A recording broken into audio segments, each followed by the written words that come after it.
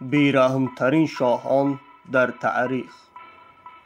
تاریخ بیرحمترین و خونخوارترین شاهان و استیلاگران را دیده است که برخی از آنها از حد هم گذرانیده بودند که این به انسانیت هیچ راست نمی آید.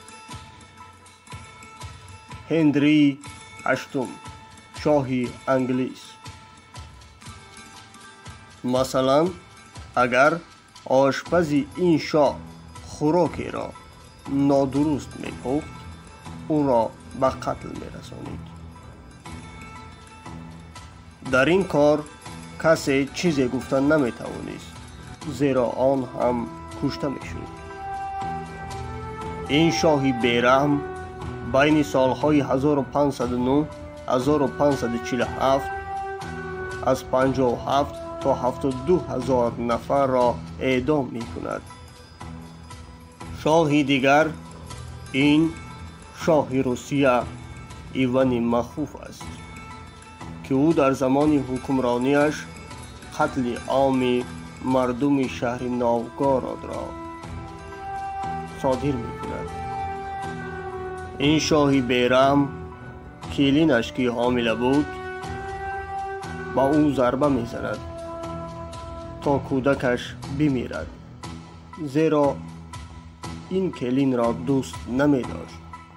پسرش رسیده می آید، می بیند که زن او را پدرش می زند و اعتراض می کند.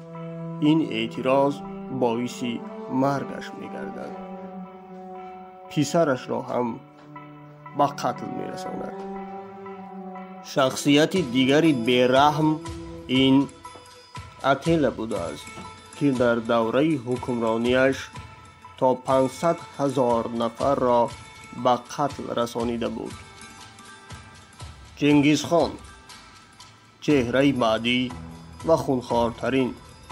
مورخان می نویسند که او شاه مغول در دوره حکمرانیش از 10 تا 15 میلیون نفر را به قتل رسانیده بود. وی در شهر نیشاپور ایران 1,700,000 نفر را به قتل رسانیده بود. در آن زمان که تانک‌ها، هواپیماهای جنگی نبودند، با شمشیر می جنگیدند.